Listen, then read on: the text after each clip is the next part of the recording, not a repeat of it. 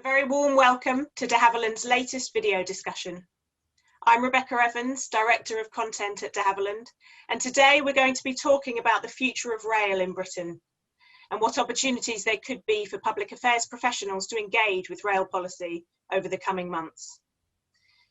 You will have heard the headlines this week about rail services returning to about 90% of their pre-pandemic levels as children are going back to school and office workers are encouraged to return to city centres.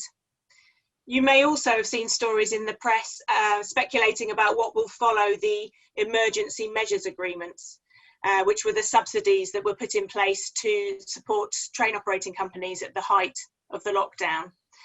So there's a lot to discuss in terms of the immediate next steps for the rail sector. But there are also policy threads and indeed that were being explored and indeed trailed immediately before the pandemic. And of course, those things haven't gone away either. So things like the future of franchising or the role of the sector in the decarbonisation agenda, those are all things that I'm hoping we can explore today. To help me discuss all of these things, the here and now, and get a sense of what we might expect over the coming months, I'm delighted to be joined by Hannah Moxon, Head of Public Affairs at the Rail Delivery Group, which represents train operators, and Andy Taylor, Head of External Affairs for Network Rail, which owns, operates and develops Britain's railway infrastructure. Welcome to you both. Thank you. Thank you. Since it's very much in the news this week, let's start by talking about what is happening sort of right now. We're hearing about the encouragement of people to go back into city centres. There's obviously been talk this week about rail services increasing, and people are talking about the need for commuters and others to really feel confident about returning to the railways. Hannah, from your perspective, do the train operating companies sort of have what they need from government at this point to do all the things that they're being asked to do and help build that confidence?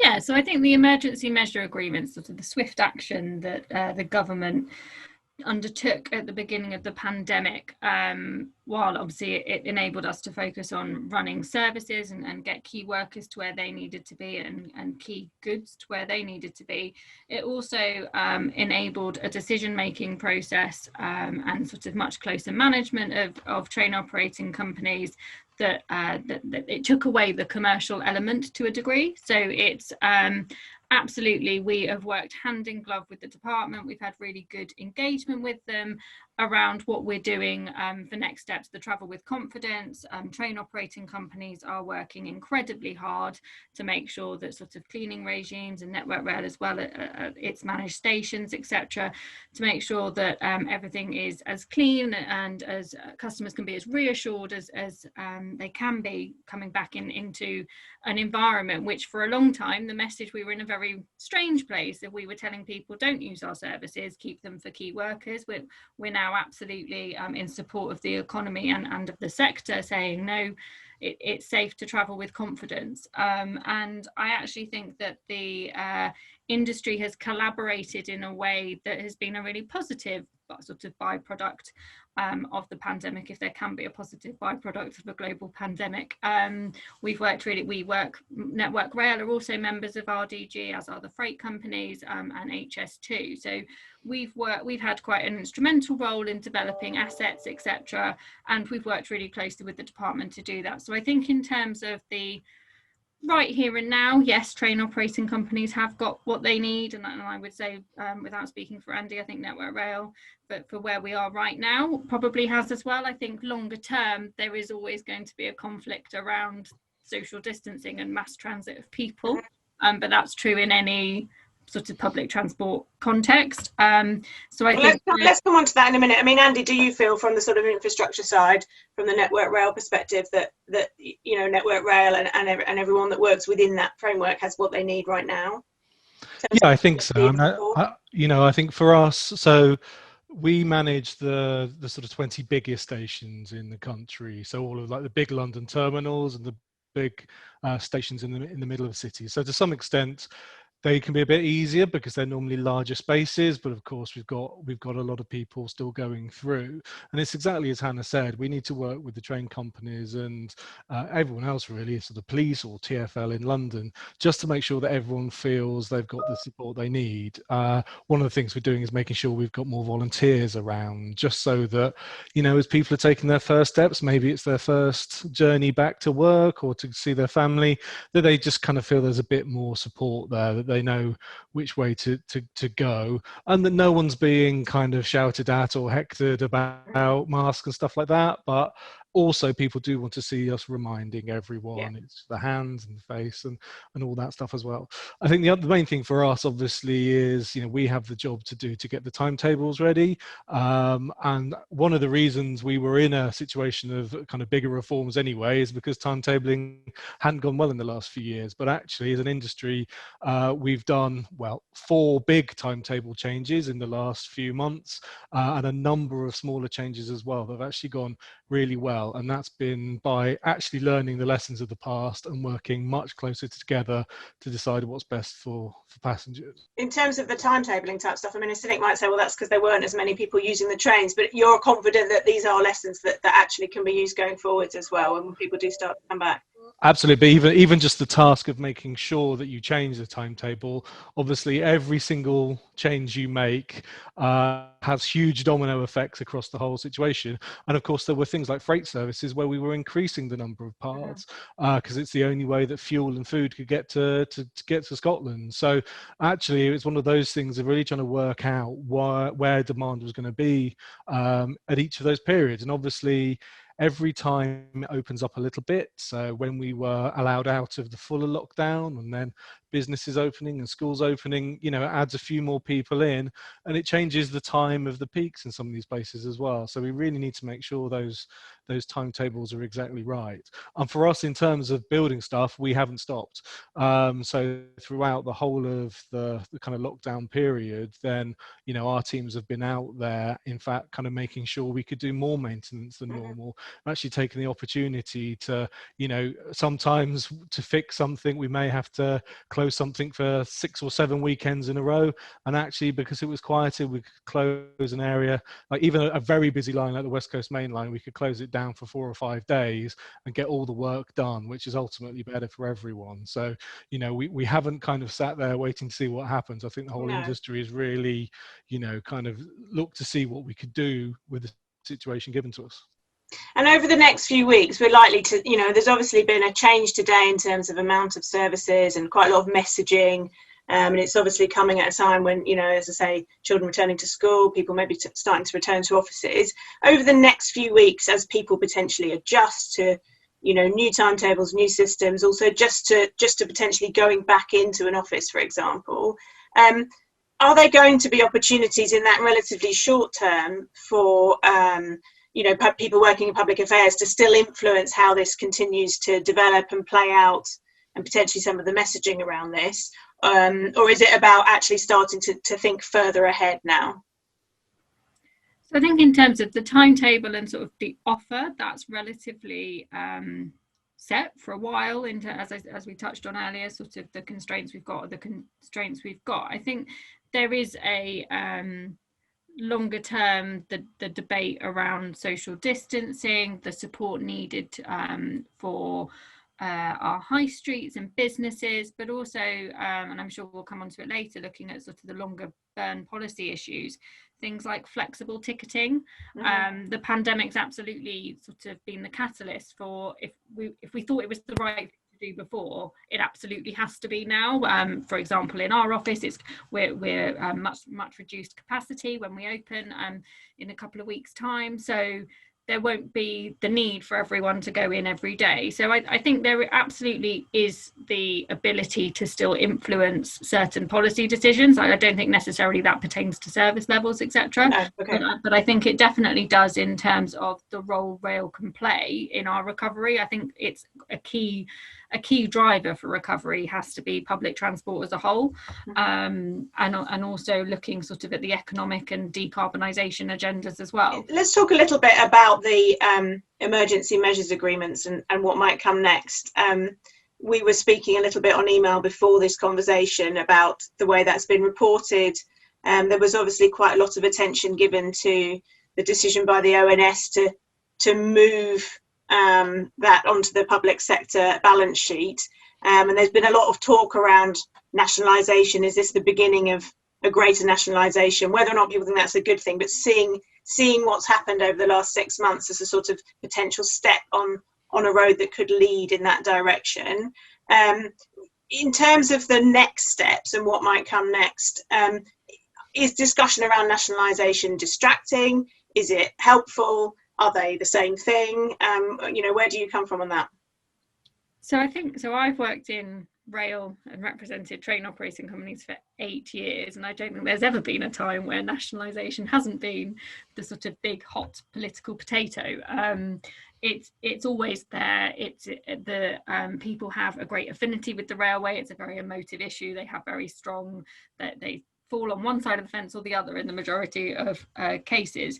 We have always advocated, and it's something that people who have had the pleasure or displeasure of meeting with me know that we bang on about, is we're very much, we advocate for a public-private partnership, which is what the railway is at the moment anyway. So Network Rail in the public sector, also we've got LNER in the public sector at the moment, and then bringing in the expertise of the private sector to grow markets, etc. So I think the EMAs were a welcome. It meant that we could absolutely focus on delivering the best service level possible, protecting our people, and still delivering for the country during a time of huge crisis. So they were very welcome from that perspective, and the industry very much welcomed the swift intervention, because that did happen very early on. I think in terms of what's next, what we're keen to see is, obviously we've seen huge drop in passenger numbers. Revenue and sort of patronage isn't likely to just spring back to pre-COVID levels. So I think that there is a desire for and I think where we're sort of headed is a extension but modification of those agreements. And what the industry has been calling for, or the operators have been calling for, has been very much to give operators the levers which they need in order to grow markets and recover revenue.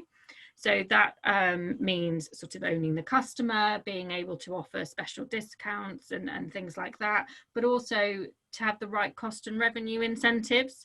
So absolutely test the commercial muscle, if you like, of those operators, to make sure that we are delivering against a strict contract which delivers for taxpayers and customers ultimately. So it's not a distraction. I think the ONS, it's about decision making, ultimately how they make that decision, where decisions are taken and whether they're reclassified or not. Right now, under the EMAs, a lot of those decisions are taken by the government, by the Department for Transport. So that's why they made the decision that they made. We would like to see an evolution of those contracts whereby absolutely more of that commercial sort of enterprise can be capitalised on by operators.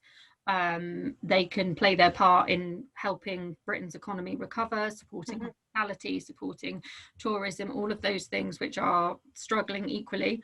And yeah, so I think it's an evolution for us that allows us to have the right cost and revenue incentives to deliver against those contracts. Andy, do you think some of these things that have happened have changed the conversation at a policy level, in an immediate sense, but also, is there a longer term impact here that we're likely to see in policy terms, or in terms of the debate and the conversation? Yeah, I mean, I think the impact of the pandemic has really been removing that kind of immediate commercial kind of imperative that Hannah was talking about. It's actually meant that the whole industry is aligned in the same direction. So we were able to have the kind of conversations about, when we do a timetable change, when we introduce new messaging for passengers, in a way that's actually always been slightly difficult before, because the way the complexity of the system has kind of worked up, you can end up quite often working to the contract first rather than the customer first. So I do think, the kind of reforms that have been talked around in recent years, actually, we, you know, again, it's not the situation we would have wished for, but it's been a situation that's actually allowed us to do a lot of things that kind of prove that it can be done quite easily. I mean, I think the thing about it being, you know, I'm a public body, so I'm kind of agnostic on whatever the actual specifics of the arrangement are, but obviously revenue from passengers is fundamental to the whole industry, and actually that's something recognised all the way from owning groups to the unions. Whatever happens, it needs to be a sustainable answer to kind of fund the railway and fund what still is, you know, when we return back to not even full numbers, a pretty high capacity railway that is really important to the economy. So we do need to make sure, you know, we don't treat this as an absolute hiatus and stop. So just as much as the policy focus at the moment is on that sort of the operator contracts, it's also on the enhancements. What can we do to invest? And, you know, where, even though we're having this kind of drop in demand in the immediate term, we really need to kind of keep on that in that direction as well. So I do think I think the reforms aren't going to happen in the way that the government had kind of expected them to, and certainly the things we were hearing from the department last summer, you know, the permanent secretary was talking about how she doesn't want anymore there to be officials in the department deciding the colour of a train or the style of a seat, sort of thing, which, you know, when you get to the point where those decisions are made there, it is pretty crazy. Now, because of the current situation, actually the department potentially taken more control, but that ultimately isn't what they want to see in the future. But that means us as an industry has to show that we're capable, that we will work together, and that we will kind of fix the problems ourselves. Otherwise, you know, we're not going to get to the point where I think more autonomy is handed over to us. Are you still having, you know, as organisations, the same conversations or similar conversations with government about the further down the line policy changes that are required that might still be years away but need planning, or is the focus in terms of the policy discussions much more on the here and now? How is that balance being struck in terms of conversation, and, you know, how do you anticipate that over the next few months?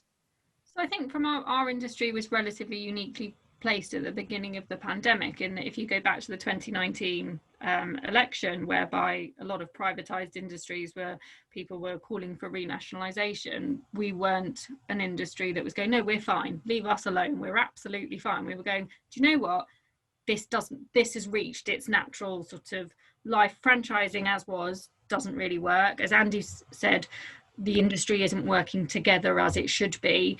How can we as an industry, and we certainly as RDG, we put a lot of sort of stall into our Williams reforms proposals.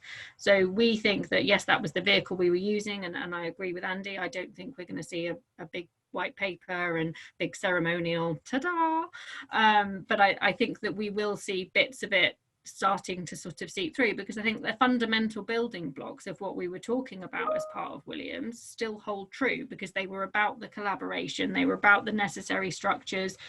Fares reform was about stripping out decades of well-intended regulation that led to 55 million fares in a system that no one can navigate, and a system whereby we can't offer a best price guarantee because it's physically impossible to do so.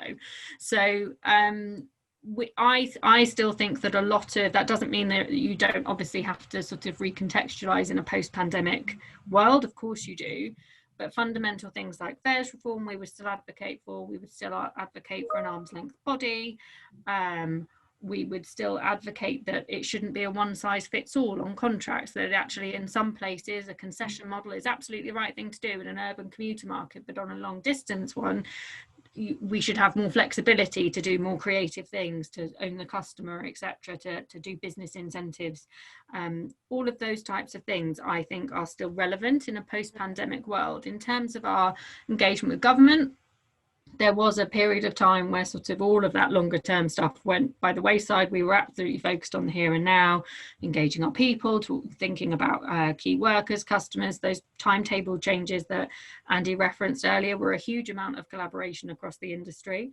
And so I would say probably in the last 6 weeks or so, that tide has shifted slightly into a more longer term, and I mean longer term, sort of past customer messaging for the here and now pandemic, but actually, okay, so we'll have the next set of contracts, but then what does that mean further down the line? How do we fix the systems behind the scenes as well that need to support all of this?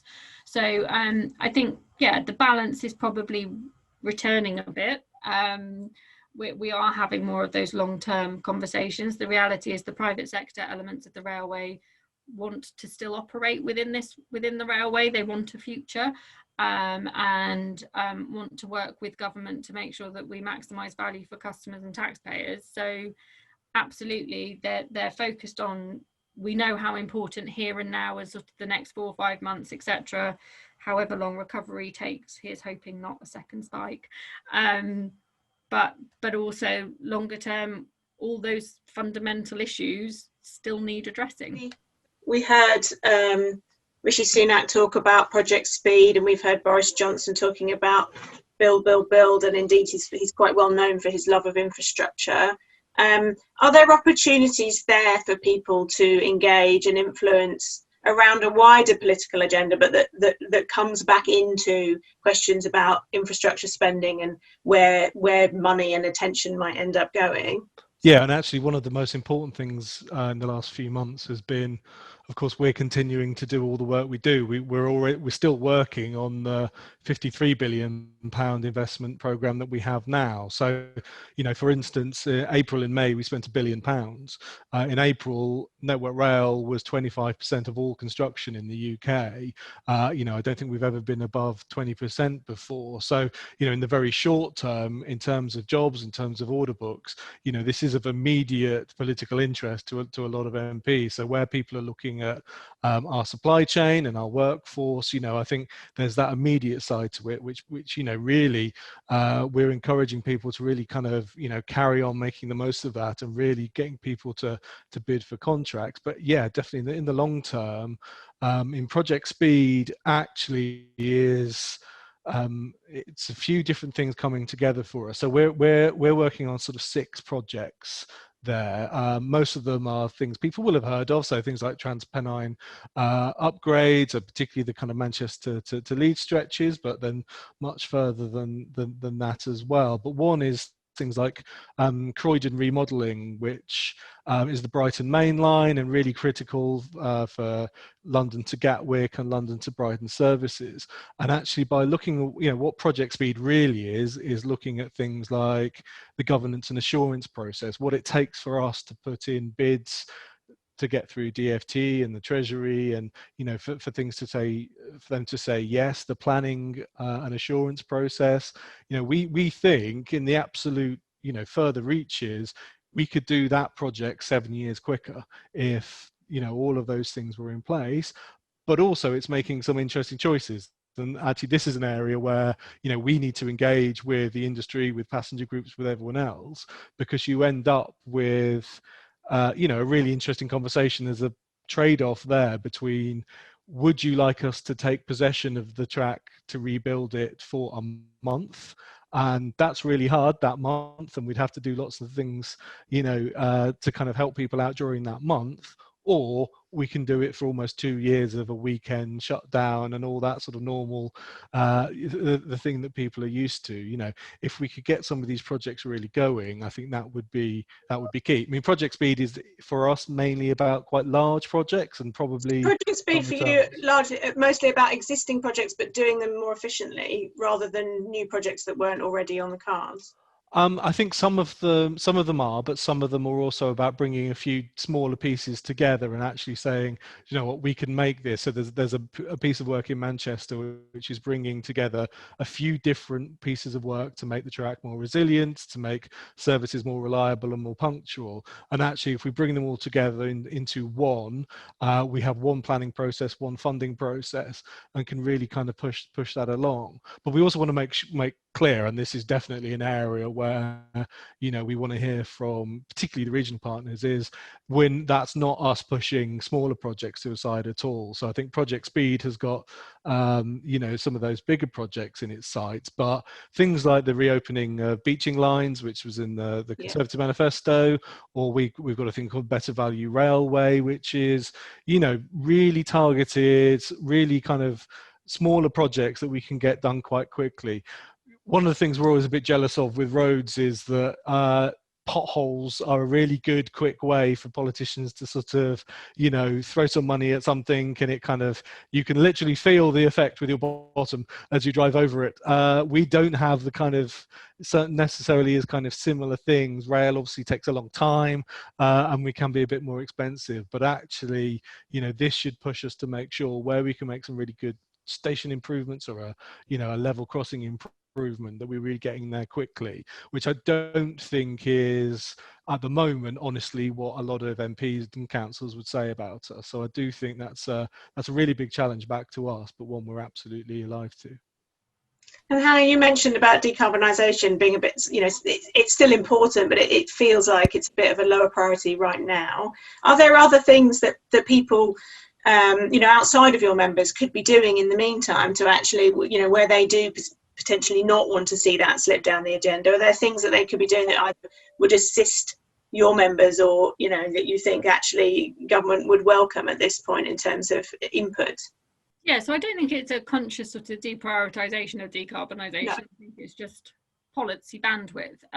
So I think COP to being next year instead of this year, I think will naturally sort of refocus minds to an extent. I think that yeah, just in terms of green recovery, rail has a relatively good story to tell about mass transit of people, but also looking at some of the tech side of things that we are developing. I think there is a good opportunity for rail in that space.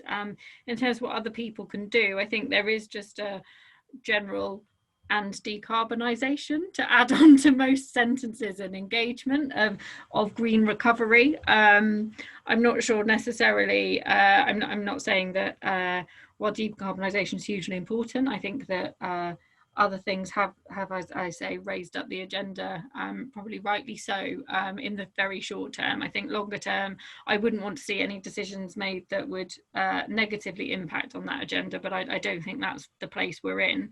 I think that there will naturally, I hope, be a resurgence anyway of sort of the green agenda as we look more to recovery. I think we've seen some of it. Some of the sort of tourism and hospitality industries have sort of been playing up the staycation, etc. So yeah, I think it is just reminding people that as we sort of talk about the sort of Project Speed, build, levelling up, all of those other big things, there is actually every single political party at the last election was banging on about decarbonisation, and so for it to completely be eradicated from the policy agenda, which I don't think is where we are, but for it to slip that far, I think is a concern. And we've seen huge environmental benefits from everyone, you know, having to stay at home. Yeah. And while we're absolutely not advocating for that, let's make sure that we don't push everyone into a car and compound a problem that existed pre-lockdown. And talking of other political parties, I mean, we mentioned a little bit earlier, so obviously we've had a new Labour leader and therefore a new shadow cabinet in the course of the pandemic. We've got a new shadow transport secretary. You know, are you hearing much from Labour? Are you getting a sense that they have an appetite to be talking to people about transport policy and rail in particular? From the outside, I think it feels like they've been fairly quiet, but how does it feel from where you guys are sitting? So I think we've had good engagement with the Shadow Secretary of State and also the Rail Minister, Tan Desi. So we've had engagement with them. They're very keen. Tan particularly was very keen. I'm sure he's probably spoken to Network Rail about it as well, on electrification, and decarbonisation came up there. We absolutely, we had great engagement with them around fares reform. There are a lot of, while we disagree around ownership and structure, there are other elements of policy whereby absolutely there are sort of synergies and as with all shadow secretaries of state for transport, Mm. we look forward to working with them as we take that forward. Our focus very much at Labour Virtual Conference will be on that decarbonisation agenda. So yeah, from our perspective, no, I don't think there's been any sort of big push on transport or rail, but I think that's because everything, again, just policy bandwidth, it's been focused on the pandemic. So from our perspective, it still feels early in the engagement, but it's been positive to date. Andy, from your perspective? Yeah, I mean, most of our engagement to date has sort of been on, because of the timing of the changes within the Labour Party, has sort of been on the, the very immediate coping with COVID. And of course, we had a tragic incident in Scotland 3 weeks ago as well. So, we've been talking to them a lot about that. But yeah, absolutely. I mean, as Hannah was saying, one of the main things we're doing really this autumn is carrying on with our sustainability strategy, which we're kind of hoping to get out in the next month or two. And actually later this week, one element of that is our traction decarbonisation strategy, which someone kindly leaked to the Telegraph a few weeks ago. So it's not going to kind of shake the world necessarily, but some of the things in there, we were talking to Shadow Rail Minister, we were talking to some of the select committee members about, they're pretty big things. They are net zero by 2050, means that we need to look at maybe getting rid of diesel by 2040. If you look across particularly areas like freight, which is vast majority diesel, but you kind of look at right across the country at what that would mean in terms of alternatives to diesel, in terms of hybrid trains, kind of looking at alternative fuels. There's a huge amount there, and they've been absolutely engaged with that, as just as the government has. Another huge thing for us is we do a lot of work obviously with the Scottish government. We have a slightly different situation in Scotland, in the Network Rail and the operator kind of work in a kind of much tighter alliance. But again, we're kind of seeing how there isn't any kind of stalling on a policy agenda to invest, but also to make sure that whatever we're investing in what can seem like pretty old-fashioned bits of railway engineering, it's rock and soil and bits of metal. People are really keen that we are kind of embedding green technology in there as well. And likewise, I mean, actually, the other thing is, say, the work we do in Wales. We're working with a Labour government there, just as we work with Labour government in London and Manchester.